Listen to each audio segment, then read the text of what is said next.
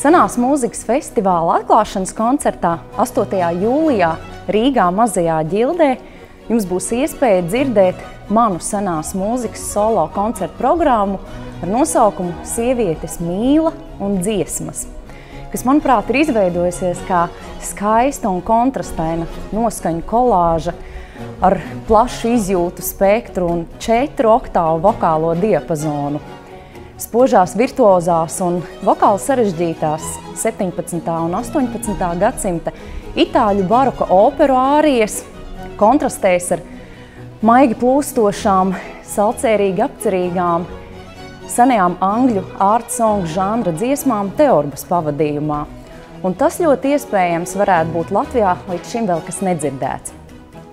Koncertu programmu tematiski vieno romantismu pasaules izjūtai raksturīgie tēli un motīvi, sapņi, nakts, asaras, ilgošanās un cerības.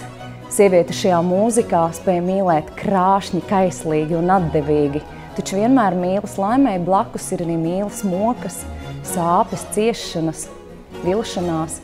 Man pašai šī programma ir liels izaicinājums, jo, lai to īstenotu, ir nepieciešams labas zināšanas par laikmetam raksturīgo stilistiku un, protams, atbilstoša vokālā meistarība virtuozo koloratūru izdziedāšanā. Manā skatījumā senā mūzika nav iestīvināta un bāli nopūderēta. Man tā ir silta, dzīvīga un ļoti cilvēcīga. Un tādu to vēlos parādīt arī jums.